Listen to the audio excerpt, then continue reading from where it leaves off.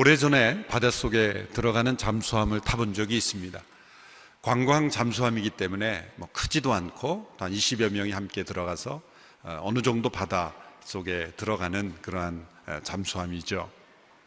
어느 정도 바다 깊이 내려가니까 방송이 나옵니다. 이제 더 이상은 수압 때문에 더 깊이 내려갈 수는 없고 이것이 한계다. 이제 창문을 통해서 바닷속 광경을 잠시 구경하기를 바랍니다라는 안내 방송이 나왔습니다. 그 창문으로 이제 바닷속을 구경하는데 그 밑에, 저 밑에 바닷속을 이렇게 내려다보니 그 잠수함이 내려갈 수 없는 그 바닷속에도 유유히 다니는 작은 물고기들이 있는 것을 봤습니다.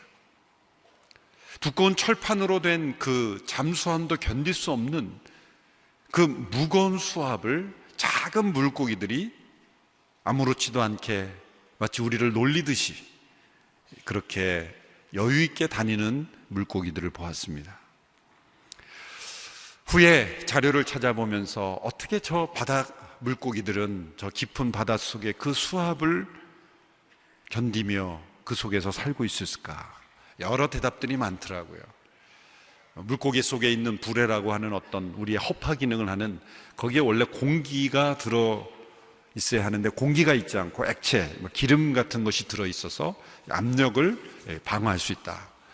그런 여러 가지 설명이 있지만 결론적으로는 그 외부의 압력과 내부에 있는 압력이 동일하기 때문에 어떤 구조를 가졌든지 간에 그 기능을 통해서 그 압력을 압력으로 받지 않을 수 있는 그런 내면의 압력이 있기 때문이라는 것이 결론이죠.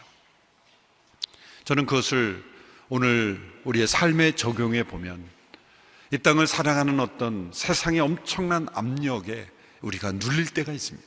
유혹의 압력, 때로는 믿음의 삶을 살 때 다가오는 어떤 압력, 우리에게 주어진 복음 증거의 사명을 감당해야 되는 그 사명의 압력, 이 모든 것들이 우리를 짓누르고 또 우리를 무너뜨리는 것이 아니라 그것을 감당할 수 있는 내면의 힘, 또 내면의 어떤 압력이 우리에게 반드시 있어야 한다라는 것을 적용해 보았습니다.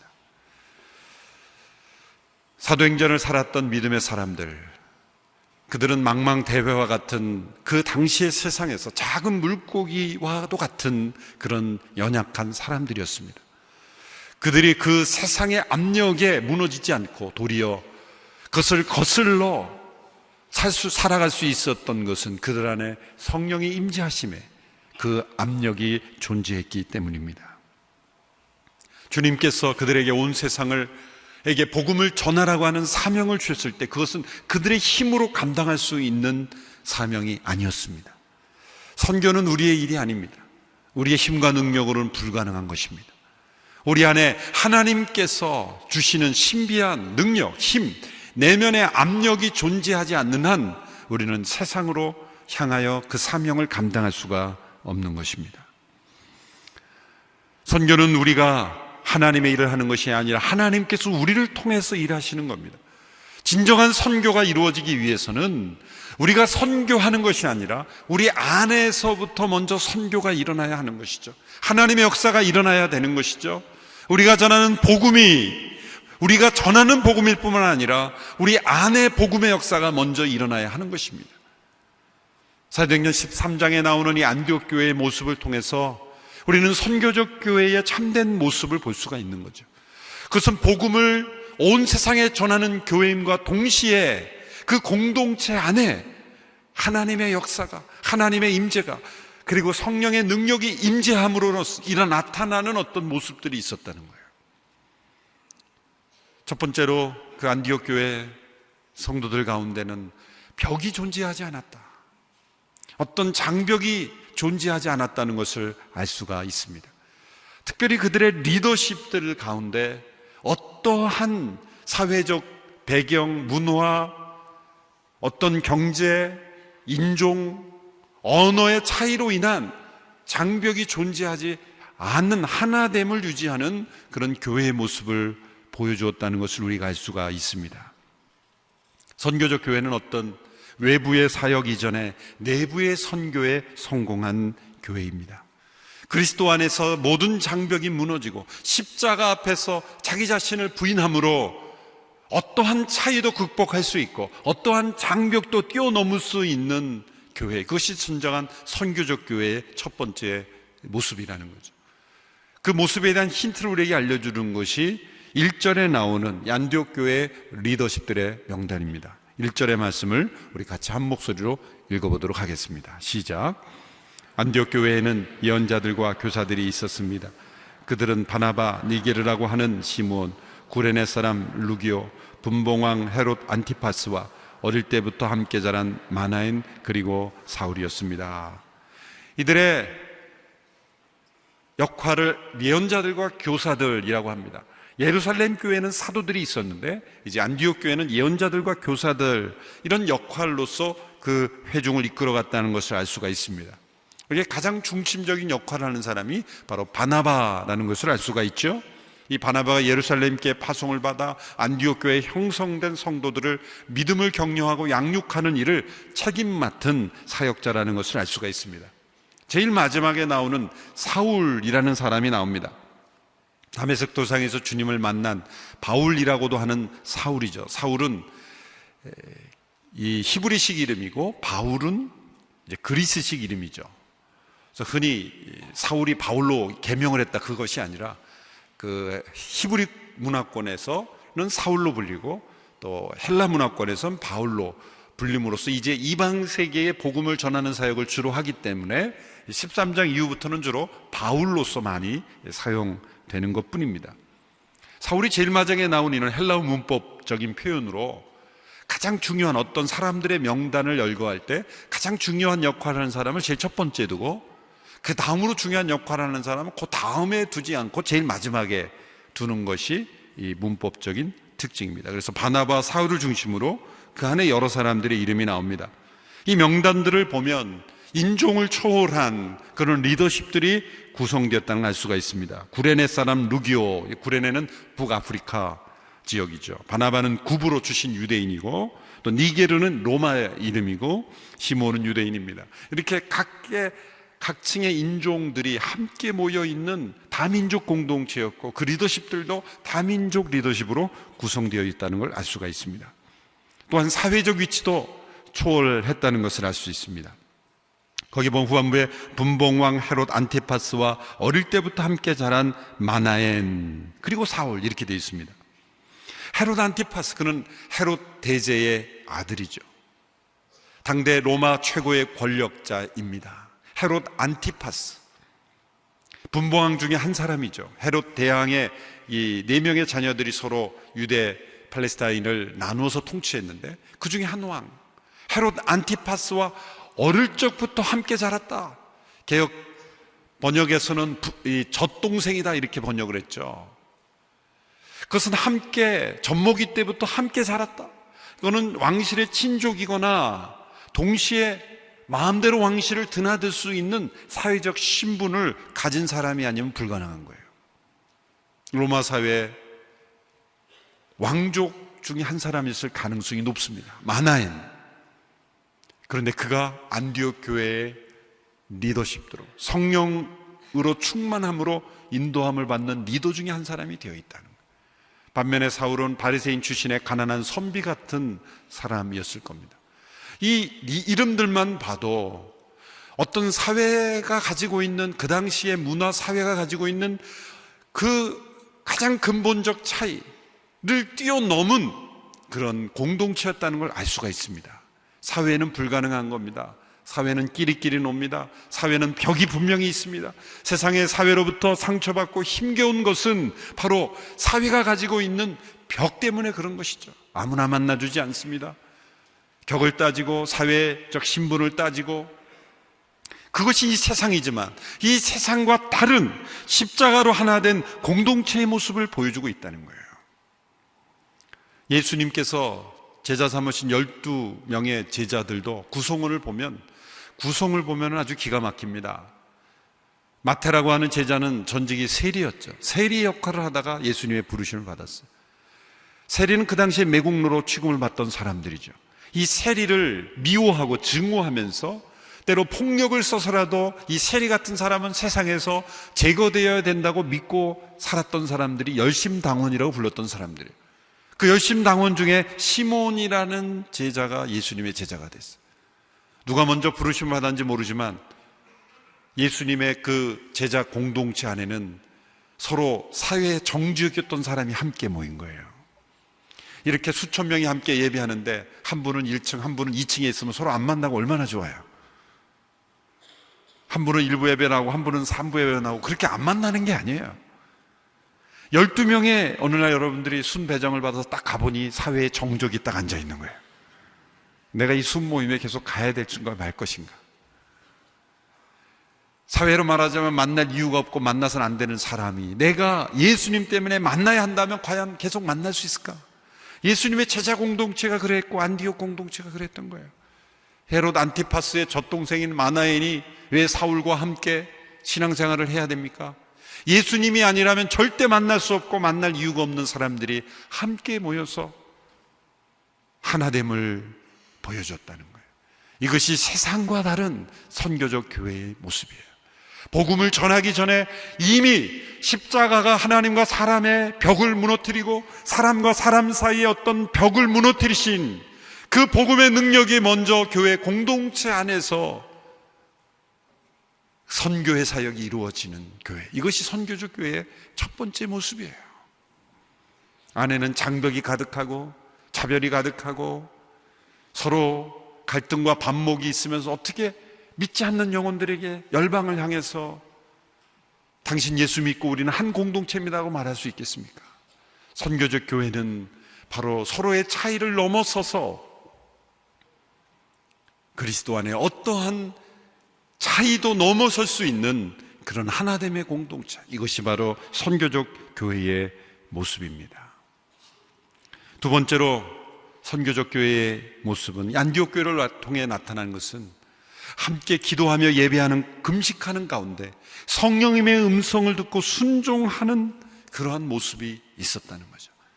선교적 교회라는 말만 들으면 정신없이 미치도록 어떤 사역을 꽉 찬 스케줄을 따라 행하는 그러한 선입견을 가지게 되기가 쉽습니다.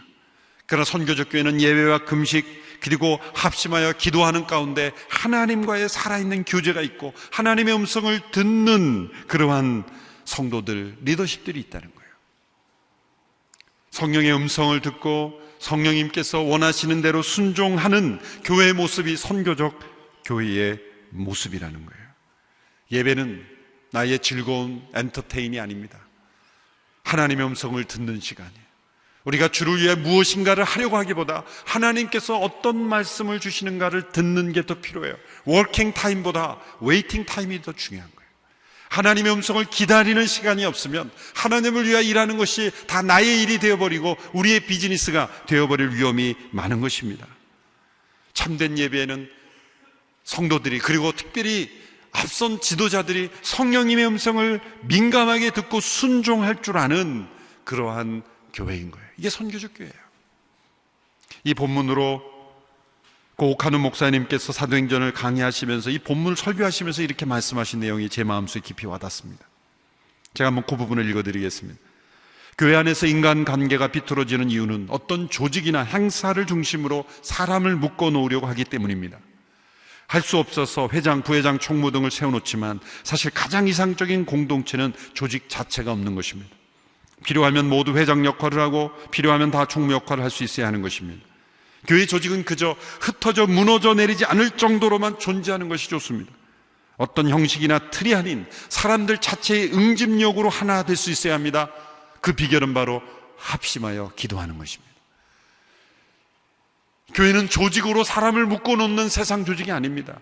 합심하여 성령 안에 함께 기도하고 하나님의 음성을 듣고 순종할 때 그것이 어떤 변화이든지 간에 성령의 음성을 듣고 합심하여 기도하며 순종할 줄 아는 교회, 그것이 선교적 교회예요. 성령님께서 이들에게 말씀하신 내용은 무엇입니까? 2절, 3절의 말씀을 보십시오. 같이 읽어보겠습니다. 시작. 그들이 주께 예배드리며 금식하고 있을 때 성령께서 그들에게 너희는 바나바와 사울을 따로 세워 내가 그들에게 맡긴 일을 하게 하라 라고 말씀하셨습니다. 그래서 그들은 금식하며 기도한 후 바나바 사울에게 손을 얹고 그들을 보냈습니다. 성령님의 음성이 그들에 들렸습니다. 이것은 어느 한 사람이 아니라 복수적인 거라는 거예요. 바나바와 사울을 따로 세워 내가 그들에게 맡긴 일이라. 어떤 일인지는 구체적으로 말씀하지 않으셨어요. 성령의 음성은 한 번에 모든 것을 다 말씀해 주지 않고 이렇게 순종하면 그 다음 스텝을 말씀하시죠. 빌립이 대표적인 예죠. 광야로 내려가는 길을 가라. 누구를 만날지 말씀하지 않으셨어요. 그 길을 가니 거기에 에티오피아 재무관리가 지나가고 있어요. 병고로 나아가라. 올라타라. 이렇게 순간순간 성령의 인도하심을 따라 말씀하시는 거예요. 왜 한 번에 말씀하지 않을까? 우리가 감당을 못합니다. 모든 시나리오를 한꺼번에 말씀하시면 두려워 포기할 수도 있고 때로 교만해질 수도 있기에 성령님의 음성은 한 스텝 한 스텝 순종할 때마다 주시는 겁니다. 또 과정이 있습니다. 성령님의 음성이 들렸지만 정말 이들은 성령 충만하기 때문에 금식하여 기도한 후 바로 손을 얹고 바로 파송이 되었지만 사실은 대부분의 사람들에게는 성령의 음성을 듣고 순종하는 데 있어서 그 음성을 소화하는 시간이 필요하다는 것을 우리는 잘 알고 있어요. 여러분은 어떻습니까? 성령이 말씀하시면 곧장곧장 마음이 막 움직여집니까? 마음에 이 갈등이 일어나는 거예요. 온누리교회 30년의 역사에서 정말 하나님이 주목하시고 우리 모든 성도들이 기억해야 될 것은 초창기 장로님들이 초기 선교사님들이 됐다는 거예요. 선교적 교회로 쓰임받는 교회를 보면 대부분 공통점이 초기 리더십들이 다 선교사나 헌신적인 사역에 헌신하고 있다는 거예요. 정치적인 어떤 기득권, 정치력을 가지고 좌지우지하는 그런 리더십이 아니라 선교적 리더십으로 헌신에 앞장서는 모습을 보인 교회가 대부분입니다. 저는 온누리교회 초기 리더십들 가운데 두 분을 예를 들고자 합니다. 한 분은 돌아가신 고 조성록 목사님, 군 장성으로 예편하신 이후에 은퇴 이후에 새로운 삶을 선교사로 헌신하신 분이죠. 부인 되시는 유인필 권사님이 쓰신 은발의 소명자라는 그런 간증집에 거기 보면 부르심을 받는 내용이 나옵니다. 1990년 한동대학교 총장 역임하신 김영길 장로님이 그 조성록 장로님을 일본 창조과학회 세미나에 모시고 간 거예요. 근데 통역자가 부족해서 이분이 일본어를 잘하시기 때문에 통역을 이제 갑자기 하게 됐는데 너무 잘하신 거예요. 주변에 있었던 분들이 당신처럼 일본어를 이렇게 잘하는 사람을 하나님이 그냥 내버려 둘 리가 없습니다. 그랬더니 이 장로님 하신 말씀이 나는 일본을 좋아하지 않습니다. 그리고 딱 거부를 했다는 거예요. 그런 말 조심해서 해야 돼요. 하나님은 나는 어떤 민족 싫어 그러면 글로 보내실 가능성이 높아요.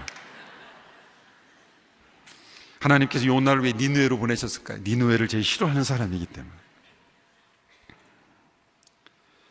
하나님께서는 그분이 좋아하지 않는 일본으로 선교사를 부르셨어요.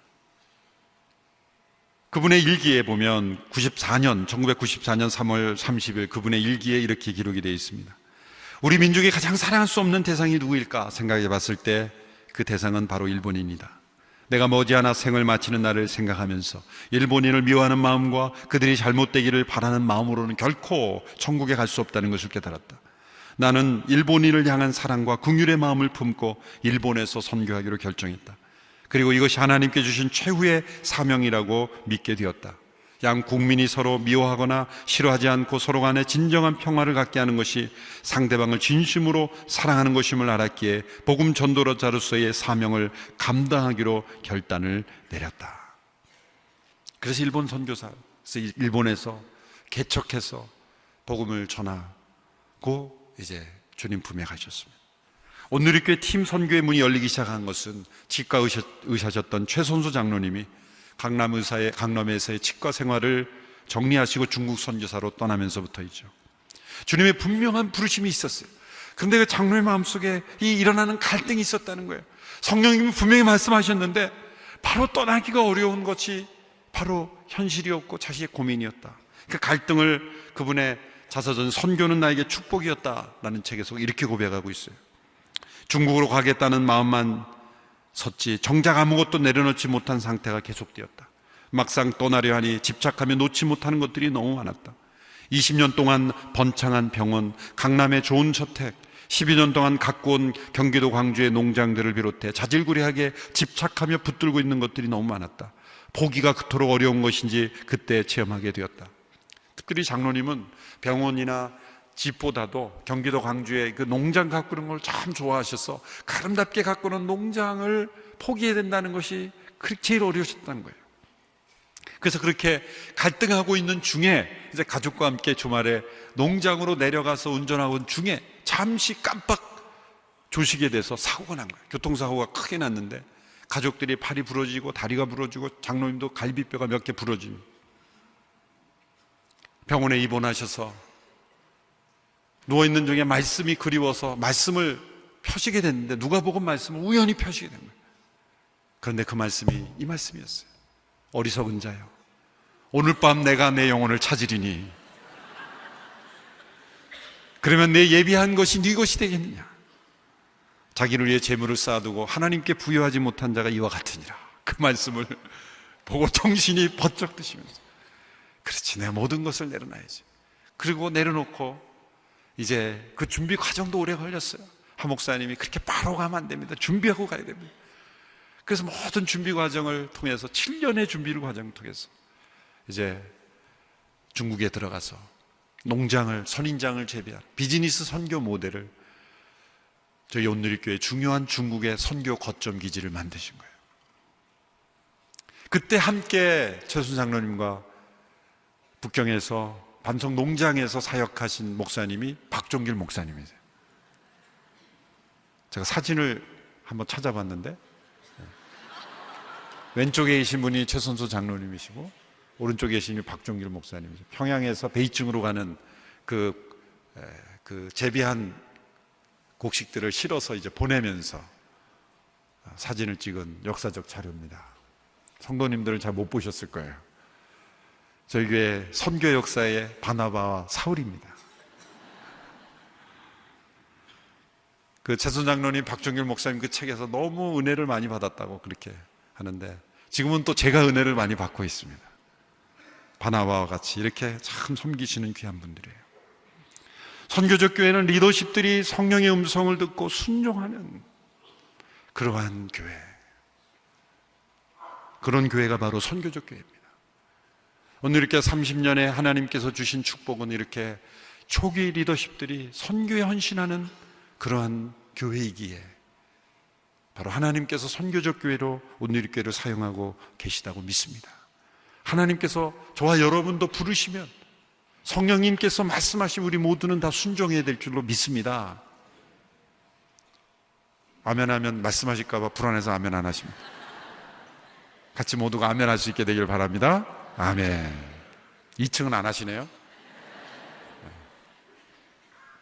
세 번째, 선교적 교회는 영적 전쟁을 통해 사람들로 하여금 예수님을 믿게 하는 거죠. 하나님의 말씀을 믿게 하는 거예요. 여러분 보십시오. 이 첫 번째, 두 번째, 정말 십자가로 하나 되는 모습, 두 번째로 성령의 음성을 듣고 순종하는 모습, 이러한 모습이 있었기에 세 번째로 그들이 전하는 복음으로 말미암아 놀라운 역사가 나타나는 거예요. 이 두 가지의 요소가 없는 사역은 힘이 없습니다. 능력이 나타날 수가 없는 거예요. 강력한 성령의 역사로 말미암아 이 바나바 사울이 보냄받은 곳이 어디입니까? 키프로스하고는 섬이에요. 지중해안의 가장 큰 섬이요, 지하자원이 풍부해서 가장 경제적으로 풍부하죠. 비너스 신을 숭배하는 그런 우상 숭배이죠. 관료들이 전부 이 마술사들을 자기 고유의 개인적인 마술사로 고용해서 조언을 받는, 미신과 마술에 미쳐있는 그런 우상 숭배지. 사단이 가장 강력하게 역사하고 자리 잡고 있는 그러한 곳에 바나바 사울이 부르심을 받은 거예요.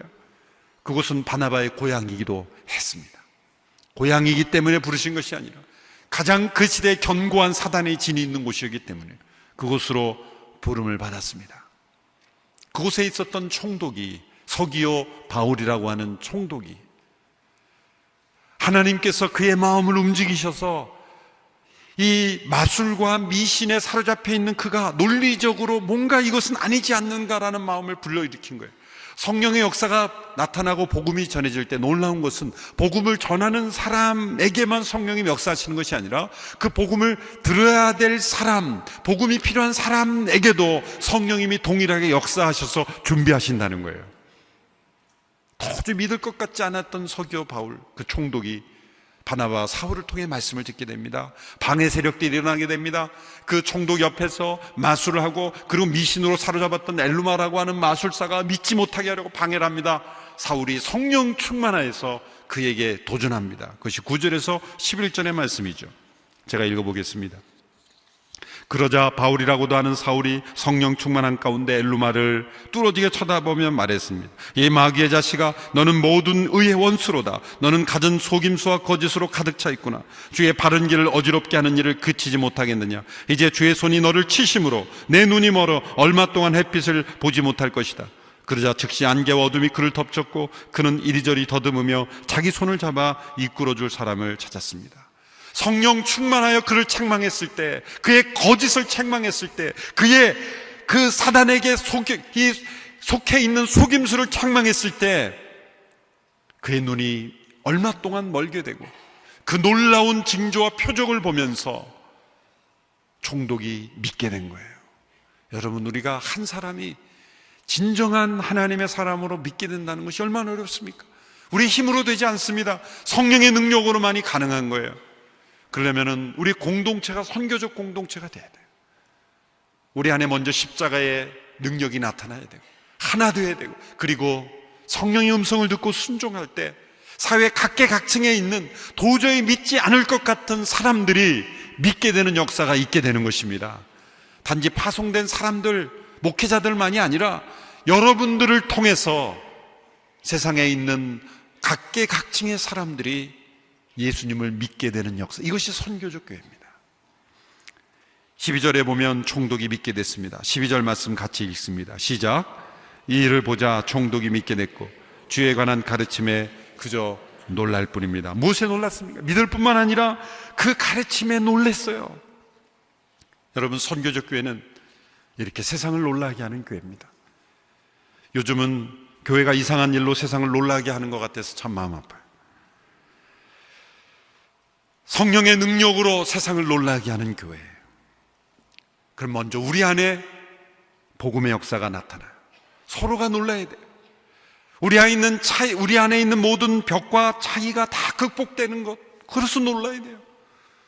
예수님이 아니면 사랑할 수 없는 사람들이 서로 사랑할 수 있게 되는 것, 차이를 넘어서고 벽을 넘어설 수 있는 그런 놀라움이 우리 가운데 있어야 돼요. 세상이 들을 수 없는 성령님의 음성을 듣고 계산하여 미래를 점치는 것이 아니라 성령이 이끄시는 대로 순종하며 나아가는 그런 인생으로 나아가는 모습, 거기에 놀라야 돼요. 그럴 때 우리를 통해 하나님께서 놀라운 일들을 이루실 줄로 믿습니다. 우리 온누리교회가 이런 교회가 되기를 기도합니다. 이런 성도들이 되어 쓰임받는 우리 모두가 되기를 축원합니다.